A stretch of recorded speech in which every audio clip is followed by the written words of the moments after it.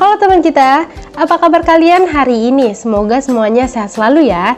Jadi hari ini aku akan mengajak teman kita untuk membahas dan lebih mengenal tentang piramida makanan. Sebelumnya kita mengenalnya dengan 4 sehat 5 sempurna. Namun Kementerian Kesehatan Republik Indonesia telah merubahnya menjadi piramida makanan.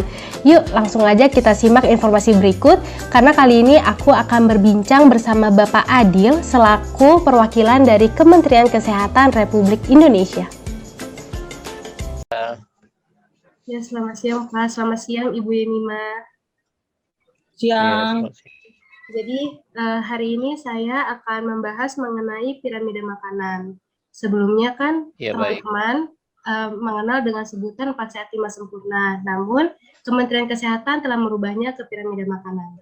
Jadi banyak nih teman-teman yang belum tahu Pak, apa sih itu piramida makanan? Mungkin Bapak Adil bisa menjelaskan tentang apa sih itu piramida makanan? Ya, terima kasih atas pertanyaannya. Piramida makanan sebenarnya itu adalah visualisasi dari panduan makan atau konsumsi sehari-hari untuk masyarakat Indonesia. Ini digambarkan dengan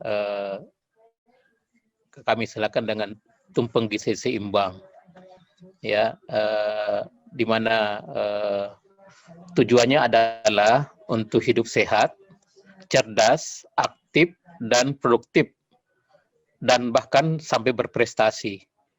Ini untuk masyarakat Indonesia. Itu adalah yang dimasukkan dengan piramida makanan kita. Lalu dalam tingkatan piramida makanan itu ada apa saja Pak? Dari tingkatan bawahnya sampai tingkatan paling ujung. Tingkatannya sebenarnya kalau kita lihat dari gambaran ini atau visualisasi ini adalah kita mulai dari bawah. Itu yang pertama adalah makanan pokok, kemudian sayur buah, kemudian lauk. Jadi tingkatan ke atasnya sampai ke bumbu-bumbu atau bahan pangan yang dibatasi. Dalam hal ini yang 3 bahan pangan yang dibatasi adalah gula, garam, dan lemak. Itu penggambaran dan ditunjang dengan adanya aktivitas fisik, kemudian ada pengukuran berat badan yang teratur, perilaku hidup sehat, dan adanya air, ya, minum air yang bersih dan aman. Itu ya, penggambaran yang ya, keempat pilar ya Pak ya? Ya, di 4 pilar, seperti itu yang dikatakan 4 pilar. Kita istilahkan dengan 4 pilar. 4 pilar itu mengonsumsi aneka ragam pangan, kemudian yang kedua membiasakan perilaku hidup bersih, kemudian yang ketiga adalah melakukan aktivitas fisik. Sini aktivitas fisik itu berbeda dengan olahraga, tapi yang dilakukan sehari-hari yang disebutkan dengan aktivitas fisik. Kemudian yang berikutnya adalah melakukan atau memantau berat badan secara teratur. Ini tujuannya untuk mempertahankan berat badan yang normal. Baik Pak, ini banyak yang bertanya nih Pak, apa sih Pak alasannya dari 4 sehat 5 sempurna itu digantikan dengan piramida makanan? Alasannya adalah untuk mengimplementasikan lebih detail ya kepada kelompok-kelompok umur. Ya, tidak lagi bersifat slogan, tetapi untuk penerapan pada kelompok-kelompok umur yang clear, yang jelas, di mana semua kelompok umur yang ada atau dikatakan kita istilahkan dengan siklus kehidupan itu tersaji dengan baik yang dalam gizi seimbang itu, sampai dengan berputar kembali pada satu siklus kehidupan. Jadi itu piramida makanan ini ditujukan untuk ke semua kalangan ya Pak ya, sesuai dengan kelompoknya? Ya, semua untuk masyarakat Indonesia. Baik Pak, di piramida makanan itu kan sering diiringi oleh pedoman gizi seimbang. Nah Bapak bisa dijelaskan sedikit nggak mengenai pedoman gizi seimbang dan prinsip dari pedoman gizi seimbang itu apa aja sih Pak? Ya, Ini kalau kita lihat dari definisi pedoman gizi seimbang adalah pedoman atau dikatakan dengan istilah PGS itu adalah pedoman konsumsi sehari-hari berupa susunan pangan, ya, yang dikatakan susunan pangan ini dari kelompok pangan yang disebutkan tadi, yang beberapa tingkat itu, yang disajikan dalam konsumsi sehari, mengandung zat gizi dalam jenis dan jumlah yang sesuai dengan kebutuhan tubuh, dengan memperhatikan, ini ada hal-hal yang harus diperhatikan di sini, keanekaragaman tadi, dikatakan 4 prinsip tadi, aktivitas fisik, perilaku hidup bersih, dan memantau berat badan secara teratur, ya, dalam rangka mempertahankan berat badan yang normal. Dalam rangka yang normal tadi, seperti tadi katakan prinsip itu. Dan prinsip-prinsipnya, ya itu dikatakan dengan istilah 4 pilar gizi seimbang itu. Jadi telah disebutkan seperti tadi. Iya, Pak. Baik, Ya. Pak.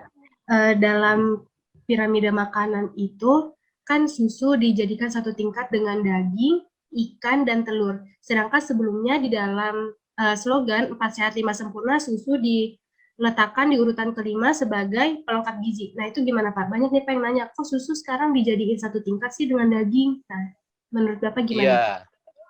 Baik, dalam PGS memang atau pedoman gizi seimbang itu susu dijadikan setingkat dengan daging, telur, dan ikan. Alasannya apa? Karena susu itu dikelompokkan dalam pangan sumber protein atau dikatakan lauk pauk sumber protein. Dalam hal ini sumber protein hewani. Telah dikoreksi bahwa susu itu termasuk kelompok sumber protein, sehingga pada PGS itu dikelompokkan pada sumber protein. Demikian. Oh ya, baik, Pak. Nah, untuk selanjutnya nih, Pak, saya pernah baca di internet, itu katanya 4 sehat 5 sempurna itu dinilai sebagai belum menutupi gizi masyarakat Indonesia, Pak, dan digantikan dengan piramida makanan. Nah, kalau menurut Bapak sendiri gimana nih? Masyarakat Indonesia sudah menerapkan belum pedoman gizi seimbang? Karena kan sebelumnya 4 sehat 5 sempurna aja masyarakat belum patuh ya, Pak, ya, belum sepenuhnya menerapkan. Nah, kalau di pedoman gizi seimbang menurut Bapak gimana? Jawaban saya, sebagian besar masyarakat Indonesia sudah menerapkan. Kenapa saya katakan demikian? Karena dalam Permenkes 41 tahun 2014 tentang PGS itu dikatakan bahwa masyarakat penerapan gizi seimbang untuk mengajak masyarakat menjadi hidup sehat tadi, ya.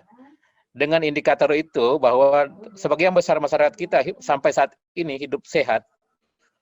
Artinya yang orang-orang yang menerapkan gizi seimbang itu adalah orang-orang yang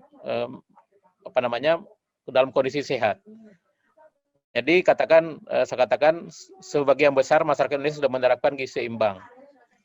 Tadi pada contoh misalnya bervariasi, kita bisa lihat orang yang makan sudah bervariasi, ada yang makan mie, ada yang makan singkong, ada yang pakai nasi dan sebagainya, ada yang pakai roti. Itu variasinya cukup banyak. Ya, ada yang makan sayurnya, mungkin dari kol, dari yang lain sudah banyak variasi. Ikannya sudah macam-macam juga. Ada yang sudah ikan masih basah atau yang ikan segar. Ada yang sudah pakai nugget atau model-model nugget dan sebagainya. Sudah variasinya sangat banyak. Itu yang yang kami bisa lihat. Namun tidak bisa dipungkiri bahwa masih ada kelompok masyarakat, walaupun jumlahnya masih kecil, masih ada yang belum menerapkan PGS ini. Oleh karena itu kita masih punya tanggung jawab, punya tugas untuk bagaimana meyakinkan seluruh lapisan masyarakat supaya bisa menerapkan PGS itu dengan baik. Nah, kontribusi apa yang Bapak lakukan supaya bisa menyadari masyarakat bahwa pentingnya menerapkan pedoman gizi seimbang di kehidupan sehari-hari, Pak?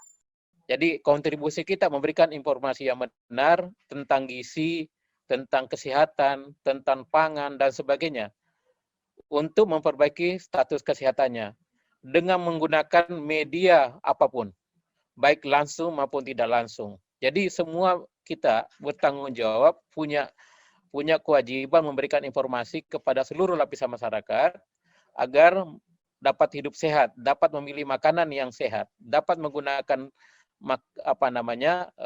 kemampuannya untuk memilih, mengolah dan mengonsumsi pangan yang beraneka ragam, sehat, aman, dan halal. Itu tujuannya. Sehingga kita bisa semua hidup sehat. Oleh karena itu, pangan kita, gizi yang kita peroleh itu harus misalnya dijamin dari sumber, maksudnya di sini sumbernya dari produksi, distribusi sampai dengan level konsumsi. Itu Mbak. Baik Pak. Jadi kontribusi kita sangat diharapkan, tidak siapa saja, tidak dibatasi, semua aspek. Ya.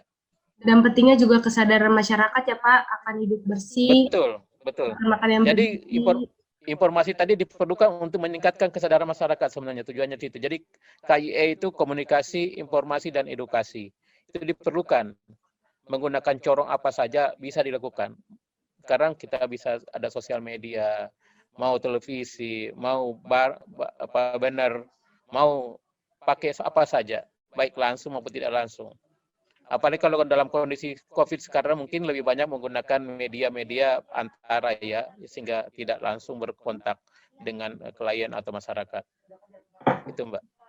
Ya, baik Bapak Adil, saya rasa jawaban Bapak sudah cukup nih Pak untuk teman-teman. Terima kasih banyak. Ya, terima kasih Bapak Adil dan Ibu Yemima sudah meluangkan waktunya, sudah bersedia menjawab pertanyaan dari saya dan teman-teman. Terima kasih Mbak Nisa. Ya, makasih Mbak Nisa. Ya. Terima kasih banyak. Semoga sukses. Amin. Ya. Oke. Terima kasih Ibu Bapak sudah meluangkan waktunya. Nah, itu dia tadi teman kita penjelasan dari Bapak Adil selaku perwakilan dari Kementerian Kesehatan. Semoga informasi tersebut bisa menambah wawasan teman kita dan juga bisa lebih menyadari akan pentingnya menerapkan pedoman gizi seimbang dalam kehidupan sehari-hari. Saya Nisa Ahmad, Jakarta, melaporkan.